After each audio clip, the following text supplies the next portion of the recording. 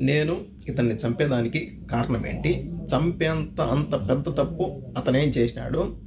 ఒక రచ్చకు కానీ, ఒక గొడవకు కానీ, ఇంకొకరిని ఒక మాట నేను అనేది కానీ, రచ్చలకు నేను దూరంగా ఉంటాను. గొడవలకైనా కానీ, రచ్చలకైనా కానీ, వీటన్నిటికీ దూరంగా ఉండే నేను ఇతన్ని అలా చేసే అంత నిర్ణయం నేను దేనికి తీసుకున్నానో అతనేం చేసినాడు. మాది అన్నమయ్య కడప జిల్లా ఓబులవారిపల్లి మండలము ఐలరాజపల్లి హరిజనవాడ గ్రామం మాది.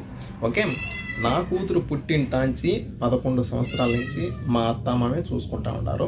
ఓకే, వాళ్ళ ప్రజెంట్ అయితే ఆర్థిక పరిస్థితి బాగలేక మా అత్త కోయేట్కి వస్తా మా కూతుర్ని వాళ్ళ చిన్న కూతురి దగ్గర, అంటే మా మరదల దగ్గర మా కూతురు బాధ్యత మా మరదలకైతే అప్పచెప్పేసి కోయేట్కి అయితే వచ్చింది. వాళ్ళు కొద్ది రోజులు బాగానే చూసుకున్నారు. ఓకే, ఒకరోజు ఏం జరిగిందంటే మా కూతురు మంచంలో పనుకోండి, ఈ మనిషి అన్నమాట. ఈ మనిషి ఏం చేశాడంటే మా కూతురు నిద్రమత్తులో ఉంది కదా అని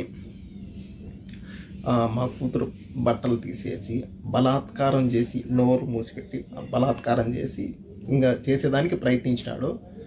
ఒకవేళ అరిస్తే నోరు మూసిపెట్టి ఒకవేళ ఎంత పనైనా చేద్దాము చంపేసేదానికైనా కానీ, అంటే ఆ ఆలోచనతోనే బలాత్కారం చేసి చంపేసేదానికైతే ఈ మనిషి అయితే చూసినాడు.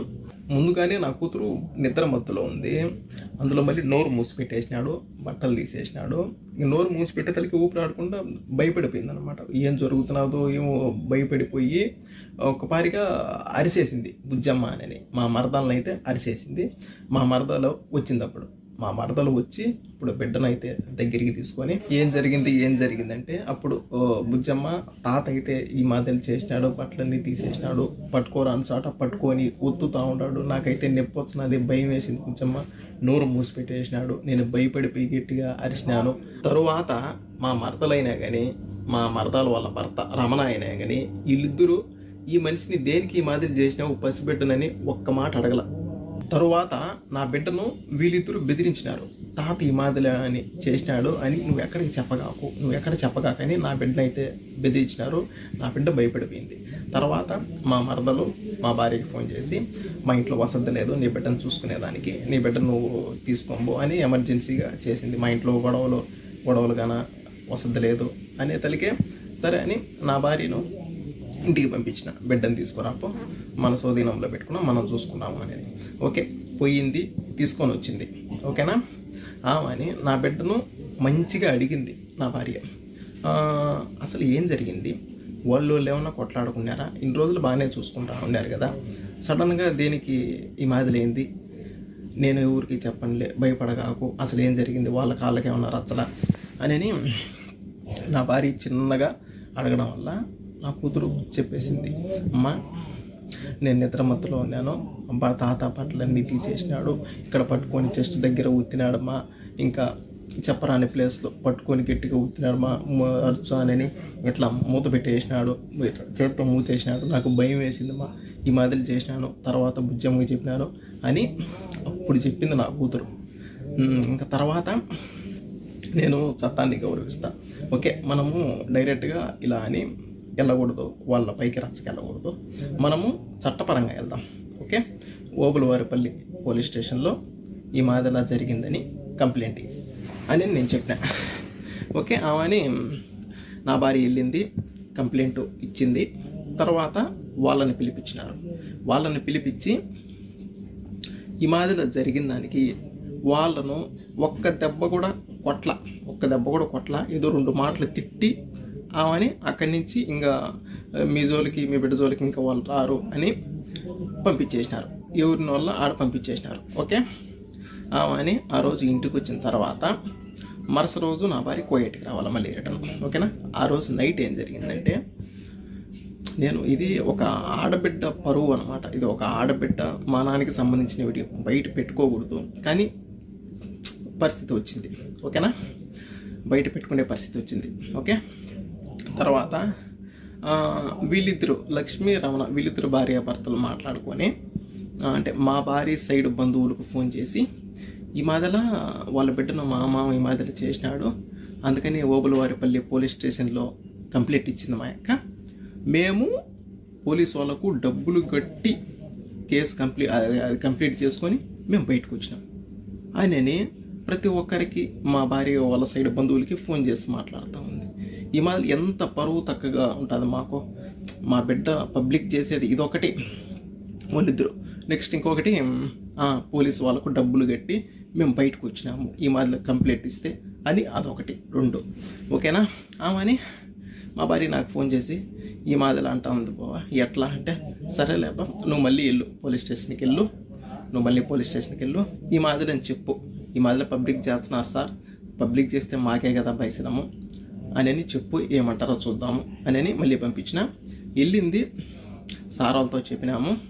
వాళ్ళు ఫోన్ చేసి మాకేమన్నా డబ్బులు ఇచ్చినారా, దేనికి ఈ మాదిరి చెప్పినారు, దేనికి పబ్లిక్ చేస్తున్నారు, ఇది ఆడపిల్ల విషయం కదా అని తిట్టినారు. తిట్టేతలకే నన్ను ఏమన్నా అంటారేమో అని లక్ష్మి ఏదో పురుగుల మందు తాగి ఏదో సూసైడ్ చేసుకునింది. వాళ్ళ పక్క అంత పెద్ద తప్పు లేకపోతే సూసైడ్ అంత వరకు వెళ్ళింది.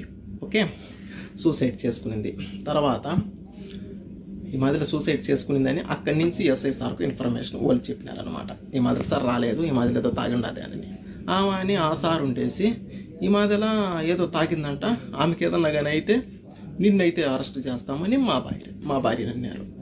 ఏంది ఇది, మా భార్యను అరెస్ట్ చేస్తా అన్నారు.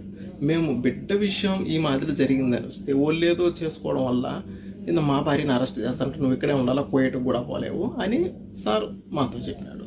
ఓకేనా. తర్వాత మా భార్యని అక్కడే స్టేషన్లోనే, అప్పటికి స్టేషన్లోనే ఉంది. తర్వాత లక్ష్మిని అంటే మా మరదల్ని హాస్పిటల్కి తీసుకెళ్ళి అంతా బాగా అయిన తర్వాత మళ్ళీ తీసుకొని వచ్చినారు. తర్వాత సార్ ఉండేసి ఇంకా బాగుండదు అట్లే, ఇంకా నువ్వు కూడా వెళ్ళిపో ఇండియాకు, ఇంకా ఈ గొడవలు ఏమొద్దు అని మళ్ళీ పంపించేసినారు. అక్కడి నుంచి మా భార్యని పంపించేసినారు. ఓకే ఆడికి వద్దు అని పంపించేసినారు. నా భార్య నా బిడ్డకు జరిగిందని పోలీస్ స్టేషన్కి వెళ్తే ఈ మాదిరి అసలు వాళ్ళు ఏం పట్టించుకోవాలా. నెక్స్ట్ ఇంకొకటి ఏదో ఆ ఎమ్మి చేసిన దానికి మళ్ళీ నన్నే అరెస్ట్ చేస్తూ ఉండారు అని నా భార్య ఆలోచించి, ఇంకొకటి వీళ్ళిద్దరు భార్యాభర్తలు నా బిడ్డ గురించి మా భార్య సైడ్ బంధువులందరికీ ఈ మాదిరి బయటికి చెప్పి మా మామ ఈ మాదిరి చేసినాడు, కేసు పెట్టింది, మేము డబ్బులు కట్టి బయటకు వచ్చినాము అని ఈ మాదిరి అందరికీ చెప్పి వీళ్ళు చేసింది ఇదొక్కటి.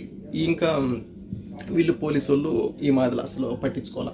ఈ మాదిరి ఆడబిడ్డకు జరిగిందంటే ఈ మాదిరి పట్టించుకోవాలి. ఈ 2 ఆలోచించి ఎవరు సపోర్ట్ చేయలేదు. నా బిడ్డకు ఈ మాదిరి జరిగితే ఎవరు సపోర్ట్ చేయలేదు అని ఆలోచించి నా భార్య సూసైడ్ చేసుకునింది. ఏదో తాగింది. తర్వాత మేము కూడా హాస్పిటల్కి తీసుకెళ్ళి ఎలాగాలో ఎంత కక్కించుకొని చిన్నగా ఎలాగాలో బయటికి నేను తెచ్చుకున్నా. తర్వాత అంటే వీళ్ళిద్దరూ లక్ష్మీ రమణ వీళ్ళిద్దరూ కలిసి అంటే పబ్లిక్ చేసినారు కదా, మా భార్య వాళ్ళ బంధువులకి పబ్లిక్ చేసినారు కదా. ఇంకా ఒక్కొక్కరు చేసి ఈ మాదిరి జరిగిందంట కదా, మీరేం చేయలేదా, వాళ్ళేమో డబ్బులు కట్టుకొని బయటకు వచ్చినారంట, మీరేం చేయలేదా అని ఒక్కొక్క మాటలు మాట్లాడుతూ ఉంటే ఏందిరా ఇది, ఇల్లు అనబోతే ఇట్లా చేసినారు. నెక్స్ట్ ఇంకా చట్టపరంగా చట్టాన్ని గౌరవించి పోలీసు వాళ్ళ ద్వారా వెళ్దాం అనుకుంటే వాళ్ళు ఏం చేయలేకపోయినారు. ఊరికే మాటల వరకు మాట్లాడి పంపించేసినారు. తర్వాత ఏంటిది, ఏం చేయాలో నాకు అర్థం కావడం లేదు. ఆడబిడ్డకి ఈ మాదిరి జరిగితే చట్టం కూడా సీరియస్గా తీసుకోవాలా. నాకు అర్థం కాల. వీళ్ళు పబ్లిక్ చేసి ఈ మాదిరిలో మాట్లాడుతూ ఉండేది ఒకటి, వీళ్ళు పోలీసు వాళ్ళు పట్టించుకున్నది ఒకటి. అబ్బా నాకేం అర్థం కాల. అని మొత్తానికి ఎట్లయితే ఎట్లా అవుతుందని మొత్తానికి ఒక కన్న తండ్రిగా నిర్ణయం తీసుకున్నాను. ఈ విషయంలో ఎవరు ఏం చేయలేకపోయినా కానీ నా బిడ్డను నేను కాపాడుకోవాలి. ఎవరు సపోర్ట్ నిలబడకున్నా కానీ నా బిడ్డ సపోర్టు నేను నిలబడాలి. ఒకవేళ నేను వీళ్ళున్నట్టే సైలెంట్గా నేను ఉంటే ఇంకా నా బిడ్డకి ఈ మాదిరి జరిగిన దానికి ఒక కన్న తండ్రిగా నేను బ్రతికుండి కూడా సచ్చినట్టే లెక్క.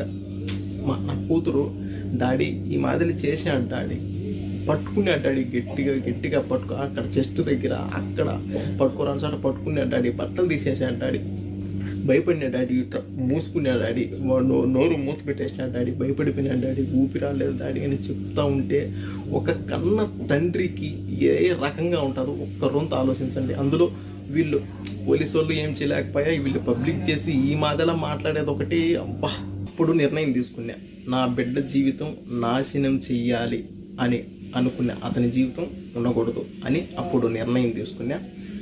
ఎవరికి తెలియదు నేను ఇండియాకు వస్తా ఉన్నట్టు, ఎవరికి తెలియదు. మా కోయటోతో మాట్లాడుకొని ఒక 4 రోజులు సెలవు కావాలని చెప్పి పాస్పోర్ట్ తీసుకొని 2 టికెట్లు నేనే కొనుక్కొని మా భార్యకి కూడా నేను ఎడార్లేకి జాకూర్కి వెళ్తున్నాను అని చెప్పి నేను వచ్చిన. ఇండియాకు వచ్చిన, కువైట్ నుంచి ఇండియాకు వచ్చి నేను చేసే పని అతన్ని నేను చేసి తర్వాత మళ్ళీ నేను కువైట్కి వచ్చిన. ఒక్కటి ఆలోచించండి, నేను చేసింది ఓకే తప్పే, కానీ దేనికి చేయాల్సి వచ్చింది? ఎవరు దీన్ని పట్టించుకోకపోవడం వల్ల నేను ఈ నిర్ణయము తీసుకోవాల్సి వచ్చింది. నేను ఒక రచ్చకు బాను, ఒక గొడవలకు బాను, ఎవరిని ఒక మాట తప్పుగా నేను అన్ను. అలాంటిది ఇంత నిర్ణయం దేనికి తీసుకున్నాను? అంతవరకు పరిస్థితి వచ్చింది, ఇంతవరకు తీసుకొని వచ్చినారు. ఇతనిని చంపిన విషయంలో నా సైడ్ బంధువులకు కానీ మా భార్య సైడ్ బంధువులకు కానీ ఎవరికి ఏ సంబంధం లేదు. మొత్తం అంతా పూర్తి బాధ్యత నాదే, నేనే చేసిన. ఓకే, ఏం చేశాను? ఒక కన్న తండ్రిగా వీళ్ళు పోలీసు వాళ్ళు ఏం సీరియస్గా తీసుకోకపోయా. వీళ్ళు అనబోతే లక్ష్మి వాళ్ళ భర్త ఈ మధ్యలో అందరికీ ఫోన్లు చేసి అల్లరిపాలు చేస్తూ ఉండి రెచ్చగొట్టినట్టు మాట్లాడుతూ ఉండి ఒక కన్న తండ్రిగా ఇంకా నేను ఏం చేశాను? ఇంకా నిర్ణయం తీసుకోవాల్సి వచ్చింది. నిర్ణయం తీసుకున్నా, ఇండియాకి వెళ్ళినా, చేసే పని చేసినా, మళ్ళీ కువైట్కి వచ్చిన. ఓకే, ఇండియాలో అంటే అక్కడ ఈ మాదాల మనిషిని చంపినారు అని తెలుసు, కానీ దేనికోసం చంపినారు, ఎవరు చంపినారు, అంత ఇతనేం చేసినాడు అని తెలీదు. ఇతనేం చేసినాడు అంతవరకు, చంపేంతవరకు ఏం చేసినాడు అని ఎవరికి తెలీదు. అందుకని ఇంకా నా జీవితం పోతే పోయింది నాకు తెలుసు, ఎందుకంటే తప్పు చేసిన పోతే పోయింది. అందుకని బిడ్డ పరువు కూడా పబ్లిక్ చేసేసినారు. అందుకని దీనికోసం వీళ్ళు ఈ మాటలు చేసినారు. అందుకని నేను ఇలా చేయాల్సి వచ్చింది. అందుకని నేను ఈ వీడియో పెడతా ఉన్నా. నేను చేసింది తప్పు, నేను ఒప్పుకుంటున్నా. చట్టాన్ని గౌరవించి నేను ఈ విషయం నేను పబ్లిక్ చేసి నేను లొంగిపోయేదానికి నేను వస్తూ ఉంటా. నేను ఇండియాకు వస్తున్నా, నేను సరెండర్ అవుతా. ఓకే, నేను చేసిన తప్పే, కానీ నా బిడ్డకు ఈ మాదిరి జరిగింది, ఎవరు పట్టించుకోకపోవడం వల్ల నేను ఈ మాదిరి చేయాల్సి వచ్చింది. ఈరోజు నా బిడ్డకు జరిగింది, రేపు ఒకవేళ మీ బిడ్డకు, మీ ఇంట్లో ఆడవాళ్ళకు ఈ మాదిరి జరిగితే పట్టించుకోకుండా ఒకవేళ ఇంకెప్పుడు పట్టించుకుంటారో, తేటిగా ఆడబిడ్డల మాన ప్రాణాలు తేటిగా పోయిన తర్వాత, సమాధిలోకి వాళ్ళు వెళ్ళిన తర్వాత పట్టించుకొని ఏం ఉపయోగం? ఒక నా బిడ్డ గురించే కాదు, ప్రతి ఒక్క ఆడబిడ్డ గురించి నేను ఆలోచించి ఈ మాదిరిలో ఒకవేళ ఎవరైనా ఈ మాదిరి చేస్తే, ఒకవేళ ఎవరు ఏం చేయలేకపోయినా కానీ, ఒకవేళ వీళ్ళ బంధువులు అయినా కానీ, వీళ్ళ తండ్రి అయినా కానీ, అన్న అయినా కానీ, తమ్ముడైనా కానీ, ఒకవేళ ఏదైనా చేస్తాడో తెలిసిన తర్వాత అలా భయపడైనా కానీ ఆడపిల్లల జోలికి రాకుండా ఉంటారు అని ఆలోచించి, నా జీవితం పోయినా పర్వాలే, బిడ్డ పరువు ఈ మాదిరిలో పోయినా పర్వాలే, ఇంకొకరు బాగుంటారు కదా, ఇంకొకరికి ఇది విషయం అని చెప్తానే, ఇంకొక బిడ్డకు ఈ మాదిరిలో జరిగిందని చెప్తానే అప్పుడైనా సీరియస్గా పట్టించుకుంటారు కదా అనే ఆలోచనతో నేను ఈ పని చేసినాను. ఈ వీడియో రాజకీయ నాయకులకు, సీఎం సార్ చంద్రబాబు నాయుడు గారికి చేరేంత వరకు షేర్ చేయండి. ఎందుకంటే ఈ మాదిరిలో జరిగిన దానికి ఆడపిల్లల మాన ప్రాణాల గురించి ఖచ్చితంగా వీళ్ళు మాట్లాడాలి. ఇలా జరిగిన దానికి ఖచ్చితంగా వీళ్ళు దీనిపైన రియాక్ట్ అయ్యి ఖచ్చితంగా మాట్లాడాలి.